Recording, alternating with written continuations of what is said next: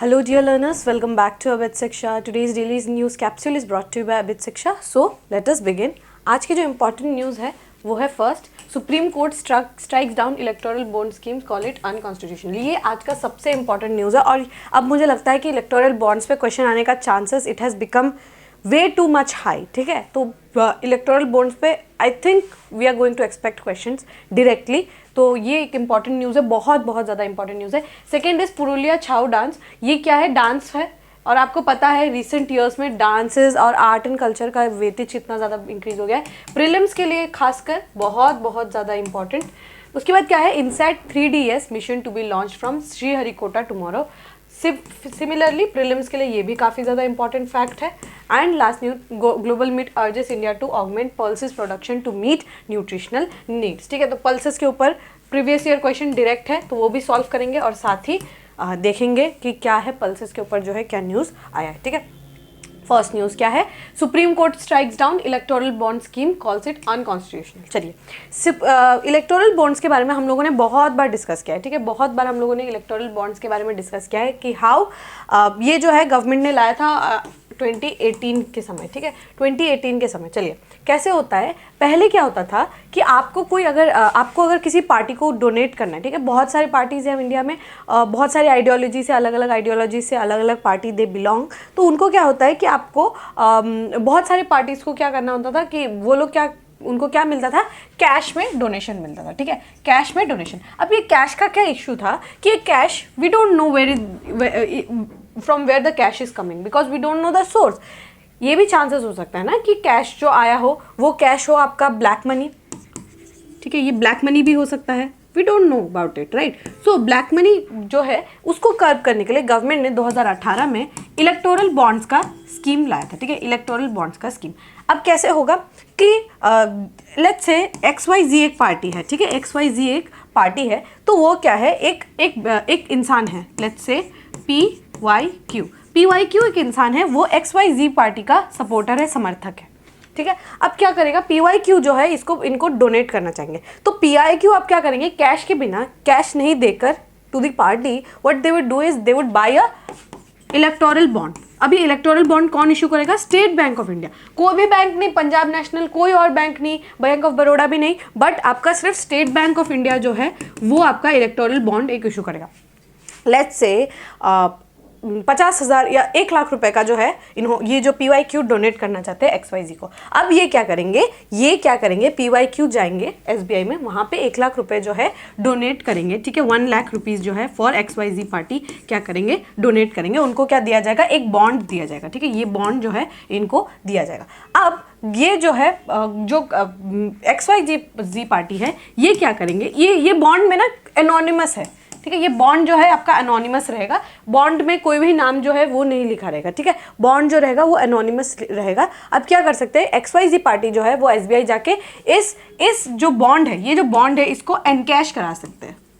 ठीक है, बॉन्ड को क्या करा सकते हैं? एनकैश करा सकते हैं। तो ये जब बॉन्ड को एनकैश कराएंगे तो इनके अकाउंट में जो है 1,00,000 रुपए चला जाएगा, 1,00,000 रुपीज़ चला जाएगा और ये अकाउंट जो है इलेक्शन कमीशन ऑफ इंडिया के पास भी रहेगा। तो इसको लाया गया था ट्रांसपेरेंसी इंश्योर करने के लिए, बट इसका एक ड्रॉबैक था, जिस ड्रॉबैक के कारण जो है इसको स्ट्राइक डाउन कर दिया गया, ये वर्डिक्ट को स्ट्राइक डाउन कर दिया गया था।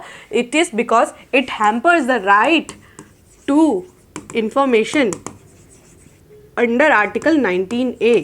आपको पता है ना, आर्टिकल 19A के अंदर जो है हमारे पास राइट टू इन्फॉर्मेशन है। ठीक है, तो राइट टू इन्फॉर्मेशन को जो है डायरेक्टली वायलेट करता है बिकॉज ये क्या है, हम पहले क्या होता था कि आपको पता होगा रिप्रेजेंटेशन ऑफ पीपल एक्ट के तहत आपको रिप्रेजेंटेशन ऑफ पीपल एक्ट 1951 के तहत क्या है, आपको डिस्क्लोज करना चाहिए।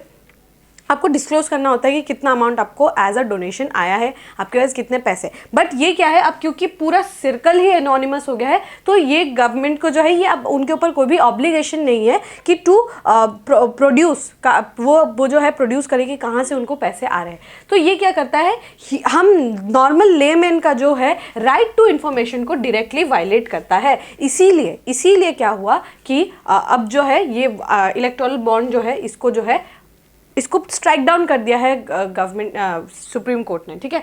तो ये क्या है, Supreme Court on Thursday struck down unconstitutional and manifestly arbitrary बोलकर इलेक्टोरल बॉन्ड स्कीम को जो है स्ट्राइक डाउन कर दिया है, which provides a blanket anonymity to the political donors as well as the critical legal amendment which allows rich corporation to make unlimited political donation. यहाँ पे देखिए एक बात और है, अब क्या है, पहले क्या था, पॉलिटिकल पार्टीज जो है, पॉलिटिकल पार्टीज को डोनेशन आता था, ठीक है, पॉलिटिकल पार्टीज को जो है डोनेशन होता था। अब क्या है कि आप जो है 1000 रुपए के डिनोमिनेशन से शुरू करके अनलिमिटेड जो है आप पैसे जो है दे सकते हैं टू दी पॉलिटिकल पार्टी। अब क्या कर सकते हैं, रिच कॉर्पोरेशन जो है, कॉर्पोरेशंस जो रिचर कॉर्पोरेशंस है वो क्या कर सकते हैं, कुछ भी अमाउंट, अनलिमिटेड अमाउंट जो है दे सकते हैं टू दी पॉलिटिकल पार्टी। अब देखिए यहाँ पे क्या है, एक नेक्सस क्रिएशन हो रहा है कि नहीं। नेक्सस क्रिएशन कैसे, अगर कोई एक कंपनी है XYZ और एक पार्टी है PYQ, अगर ये दोनों जो है, अगर ये बोलेंगे कि हम आपको डोनेशन देंगे, आप हमारे लिए उसी तरीके का नियम या कानून बनाइए या हमें उस तरीके का टैक्स पे माफ़ी दीजिए जिसका हम बोल रहे हैं, तो देख रहे हैं कि कितना बड़ा यहाँ पे एक पॉलिटिकल और आपका market political and corporation linkage है, ठीक है। उसके कारण क्या होगा, नेक्सस बिल्डिंग हो जाएगा and nexus building is very very harmful for the democracy, ठीक है। तो यहाँ क्या है कि आपको देखने को मिलेगा कि 5 जज का जो एक बेंच बना था DY चंद्रचूड़ साहब के अंदर जो है ये बना था, और उसके बाद क्या बोला गया है कि ये जो है वायलेट करता है, डायरेक्टली वायलेट, सबसे पहले तो article 19A of the constitution that is right to information act, RTI act जो है उसको करता है हम पर, साथ ही आपका रिप्रेजेंटेशन ऑफ पीपल्स एक्ट को भी, कंपनीज एक्ट को भी एंड इनकम टैक्स एक्ट को भी जो है ये डायरेक्टली वायलेट करता है, ठीक है।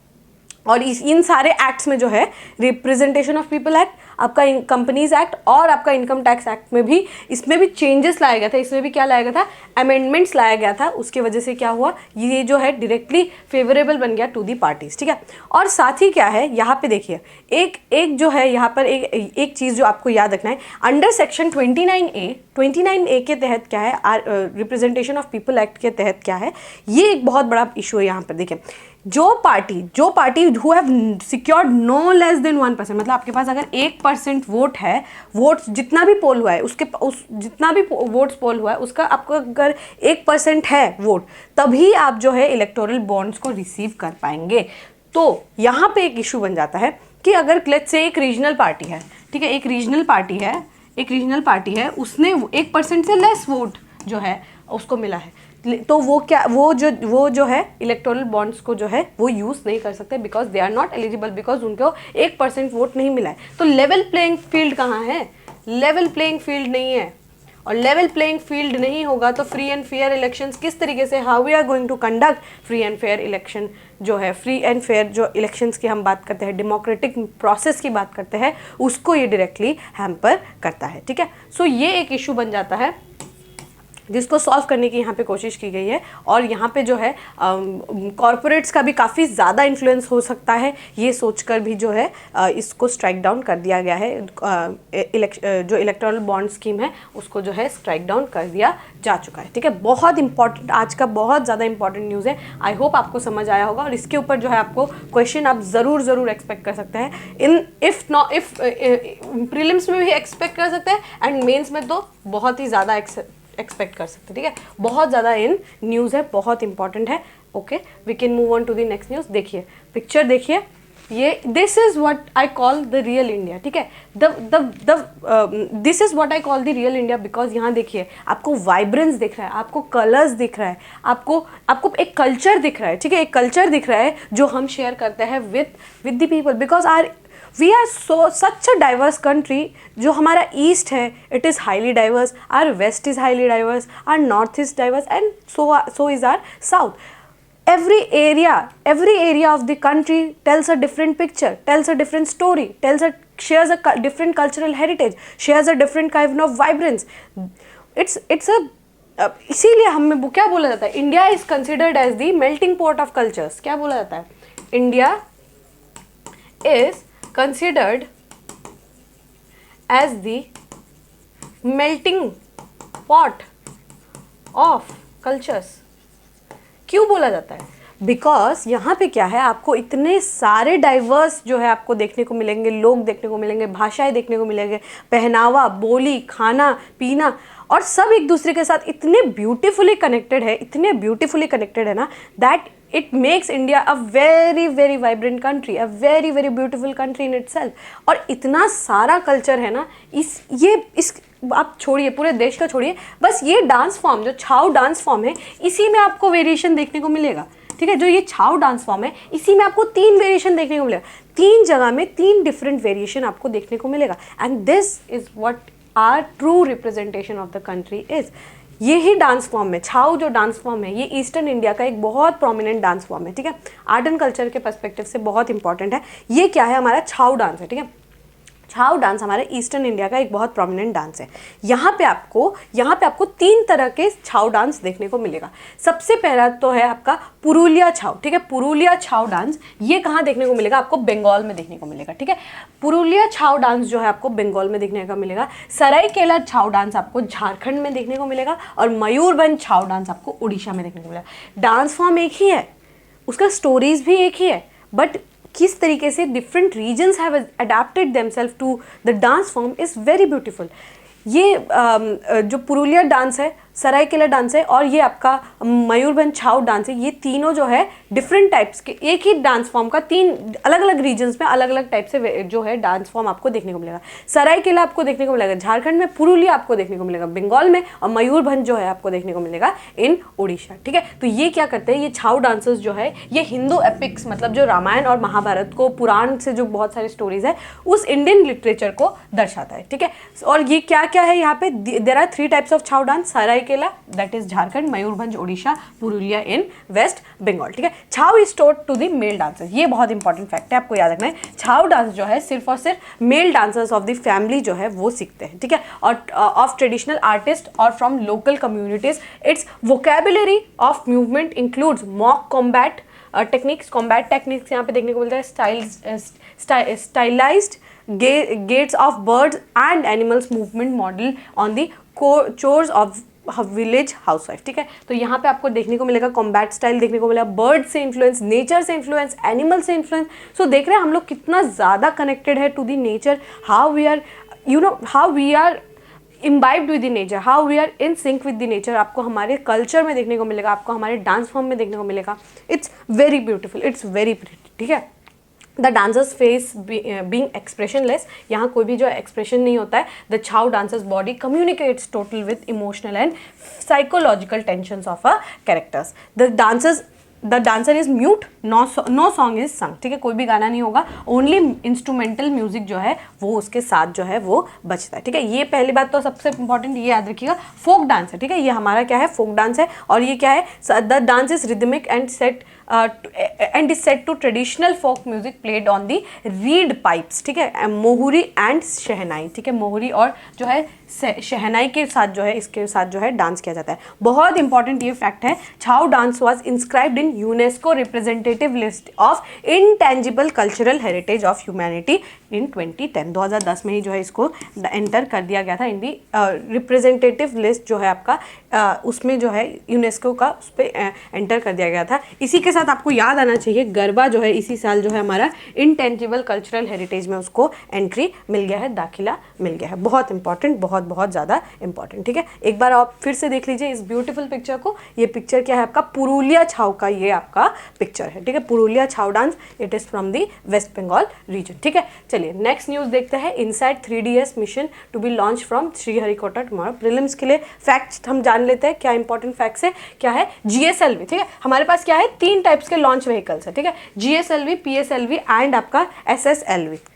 GSLV मतलब आपका जियो सिंक्रोनस लॉन्च व्हीकल, SSLV आपका जो आपका स्मॉलर सैटेलाइट जो लॉन्च व्हीकल है, PSLV क्या है आपका पोलर सैटेलाइट लॉन्च व्हीकल। ठीक है, सो ये क्या है आपका GSLV जो है, GSLV F114 जो है ये कैरी करेगा आपका इनसैट 3DS को। ठीक है, इनसैट 3DS क्या है आपका, इनसैट 3DS जो है ये क्या करेगा, आपका रिमोट सेंसिंग करेगा। सबसे पहले तो मीटेरोलॉजिकल ऑब्जर्वेशन करेगा, monitoring of land and ocean surface, पहले मतलब जो है आपका जो है एरिया को मीटेरोलॉजिकल ऑब्जर्वेशन करना, लैंड और ओशन वेदर्स को जो है उसको फॉरकास्ट करना, डिजास्टर कोई भी अगर सुनामी वगैरह आता है या साइक्लोन फॉर्मेशन हो रहा है तो उसको भी जो है बताना। The primary objective of the mission are to monitor the earth surface, earth का जो सरफेस है उसको मॉनिटर करने का काम है। Carry out oceanic observation, provide the vertical profile of various meteorological parameters of atmosphere, atmosphere को स्टडी करना, and provide satellite aided search and rescue services. ठीक है, तो बेसिकली उसका काम क्या है कि जो भी एटमॉस्फेयर को स्टडी करना, लैंड को स्टडी करना, वाटर को स्टडी करना। ठीक है, तो जो भी रेस्क्यू अगर कहीं पे कोई फंस जाता है या फिर कोई डिजास्टर बड़ा आने का चांसेस है, सुनामी अगर कहीं पे बन रहा है तो वो उसको स्टडी करेगा। ठीक है, इनसैट 3DS, ठीक है, आपको याद रखना है इनसैट 3DS है नाम जो है, और किस में कैरी हो रहा है, GSLV F14 में जो है ये कैरी हो रहा है। और कहाँ से होगा, ये श्रीहरिकोटा से जो है इसको लॉन्च किया जाएगा। ठीक है, Sriharikota of Indian Space Research Organisation. GSLV का फुल फॉर्म प्लीज याद रखिएगा, geosynchronous satellite launch vehicle, geosynchronous satellite launch vehicle, that is your GSLV। ठीक है, बहुत इंपॉर्टेंट, प्लीज इसको याद रखिए, फुल फॉर्म को याद रखिए, geosynchronous satellite launch vehicle. ठीक है, चलिए we can move on to the last news. The last news is global meet urges India to augment pulses production to meet nutritional needs. Pulses, दाल, pulses क्या है, दाल है, leguminous plants है। तो इसका थोड़ा आप साइंस भी जान सकते हैं कि लेग्यूमिनस प्लांट्स है तो राइजोबियम बैक्टीरिया जो है वो हमारा सॉइल के साथ किस तरीके से सिंक में रहता है वो भी आप पढ़ लीजिएगा एक बार। पल्सेस के ऊपर not only pulses but also जो हमारे डिफरेंट टाइप ऑफ जो क्रॉप्स रहता है ना, उस पर हमारा एग्जाम में बहुत ज़्यादा फोकस देखने को मिला है। फोकस जो है आपको देखने को मिलेगा इन दी जैसे मैं आपको दिखाऊंगी 2020 का हम लोगों ने प्रीवियस ईयर क्वेश्चन लाया है, वो आपको देखने को मिलेगा। 2020, 21, 22, 23 ये सब में आपको जो भी ऐसा पल्सेस हो गया या सीड्स हो गया, जिस प्रोडक्ट पे MSP मिलता है, शुगर केन पे बहुत क्वेश्चन जो है आपको देखने को मिलेगा। ठीक है, तो इसमें क्या न्यूज़ है, पल्सेस क्योंकि हम डेली कंज्यूम करते हैं और पल्सेस जो है MSP का भी पार्ट बन जाता है, तो उसकी वजह से ये जो है न्यूज़ काफ़ी ज़्यादा इंपॉर्टेंट बन जाता है। और कल भी हमने डिस्कस किया हाउ MSP जो है जो फार्मर्स है वो आपका दे आर प्रोटेस्टिंग, और वो दिल्ली चलो मूवमेंट जो है वो चल रहा है, तो इसके लिए इंपॉर्टेंट बन जाता है। ठीक है, तो ग्लोबल पल्सेस जो है कॉन्फ्रेंस हुआ था, ये क्या है, एनुअल मीटिंग होता है पल्स प्रोड्यूसर्स का, प्रोसेसर्स का एंड ट्रेडर्स का। ठीक है, तो क्या करने के लिए, जो भी मतलब पल्सेस का प्रोडक्शन, क्योंकि आपको पता है हाईली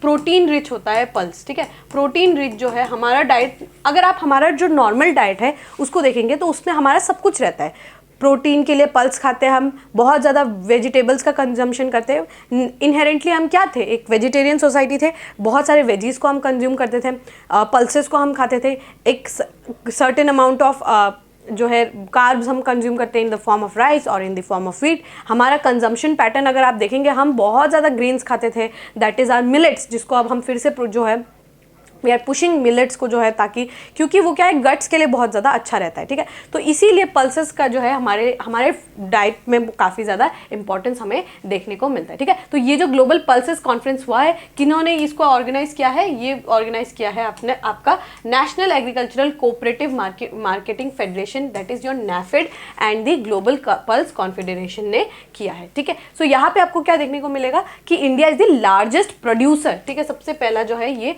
लार्जेस्ट प्रोड्यूसर है। कंज्यूमर में भी जो है हम देख सकते हैं 27% of the world's consumption, and importer भी है हम पल्सेस के। ठीक है, तो पल्सेस में we see a very huge potential. ठीक है, हम पल्सेस में जो है हम पल्सेस को अगर हम ज़्यादा उगाएंगे तो हम जो है इसमें एक ह्यूज पोटेंशियल जो है हम देख सकते हैं। क्यों, वाई, बिकॉज याद रखिएगा वो पल्सेस जो होता है, क्योंकि राइजोबियम जो होता है bacteria, it's good for soil also, pulses in itself is good for consumption, good for health, very protein rich. ठीक है, काफ़ी अच्छा रहता है। सो ये क्या कर सकता है, ये हम इसको इंक्रीज कर सकते हैं हमारे, और इसको क्या बोला जाता है, वंडर डाइट भी बोला जाता है। याद रखिएगा, वंडर डाइट। ठीक है, वंडर डाइट भी बोला जाता है। ठीक है, दो pulses are grown both in kharif and rabi season. Rabi pulses contribute more than 60% of the total production, मतलब खरीफ सीजन में भी उगाया जाता है, रबी सीजन में भी उगाया जाता है। ठीक है, उसके बाद क्या है 20% जो है ये हमारा एरिया, जितना भी हम प्रोडक्शन करते हैं तो वो 20% जो है पल्सेस को हम उगाते हैं। मध्य प्रदेश, महाराष्ट्र, राजस्थान, उत्तर प्रदेश, कर्नाटक आदि top 5 pulses producing country. Pulses में जैसे आपको तूर, उड़द, मूंग, ग्राम, चना, वो सब आपको देखने को मिलेगा। और आप याद रखिएगा जो ग्राम जो होता है ना, हमारा ग्राम का सबसे ज़्यादा हम प्रोडक्शन करते हैं, जिसको हम चना भी बोलते हैं। तो वो चना का प्रोडक्शन जो है, ग्राम जो होता है उसका हम सबसे ज़्यादा प्रोडक्शन करते हैं, ठीक है। बंगाल ग्राम आपको पता होगा, जो चना होता है, चना दाल जो होता है उसको हम बंगाल ग्राम भी बोलते हैं। All right, let's see and try to solve this question with reference to ये 2020 का प्रीलिम्स का डायरेक्ट क्वेश्चन है। With reference to pulse production in India, consider the following statement। सबसे पहले हम देख लेते हैं black gram can be cultivated in as both kharif and rabi product, ठीक है, ये रबी क्रॉप, ठीक है। ये जो है आपका सही है, क्योंकि सही है, कैन भी लिखा है पहली बात तो यहाँ पे, कैन भी मतलब प्रोड्यूस हो सकता है, ठीक है, कैन बी प्रोड्यूस्ड आपको देखने को मिलेगा। और अभी हमने पढ़ा था कि ये जो है खरीफ और रबी सीजन दोनों में पल्सेस को हम उगा सकते हैं, तो दिस इज करेक्ट, ठीक है। उसके बाद क्या है देखिए, ग्रीन ग्राम अलोन, ठीक है, जो हरा वाला जो मूंग होता है ना, जिसमें ग्रीन उसका कवर रहता है, green gram alone accounts for nearly half of the pulse production. अब देखिए अलोन लिखा है यहाँ पे, थोड़ा सा एक्सट्रीम बनाने की कोशिश की है, ठीक है, तो ये जो है आपका गलत हो गया। In the last 3 decades, while the production of Kharif pulses has increased, the production of Rabi pulses has decreased। ये तो पूरा अभी हमने जो पढ़ा उसका पूरा उल्टा है ना, कि यहाँ पे क्या लिखा है, Rabi pulses contribute more than 60% of the total production, है ना। तो ये बात तो बिल्कुल ही गलत है। और कोई भी चीज़ जो है ऐसे इंक्रीज डिक्रीज जो है उसको आप थोड़ा ध्यान से पढ़िए, कहीं पे लिखा रहता है स्टेडीली इंक्रीज्ड या स्टेडीली डिक्रीज्ड, कोई भी चीज़ जो है स्टेडीली इंक्रीज या स्टेडीली डिक्रीज नहीं होता, ठीक है। और साथ ही जो है अगर आप देख सकते हैं कि ऐसा तो हो नहीं सकता ना, क्योंकि प्रोडक्शन को हम इंक्रीज ही कर रहे हैं, ठीक है। तो ये जो है पूरा अब्सर्ड स्टेटमेंट है, इट्स एब्सोल्युटली रॉन्ग। इसका correct answer will be 1 only, ठीक है, सिर्फ 1 जो है ये करेक्ट आंसर। तो आप देख सकते हैं कि पल्सेस के ऊपर भी काफ़ी ज़्यादा फोकस रहा है एग्जामिनेशन का, तो इसीलिए इंपॉर्टेंट टॉपिक जो है ये बन जाता है। और साथ ही क्योंकि MSP से भी जुड़ा हुआ है, इसीलिए ये फिर उसके वजह से भी इंपॉर्टेंट जो है ये टॉपिक एक बन जाता है, ठीक है। आई होप आपको समझ आया होगा। All right, with this we have come to end of today's daily news discussion. If you have liked this discussion, don't forget to give a like and write down in the comment section. We will meet in the next discussion. Till then, take care and thank you.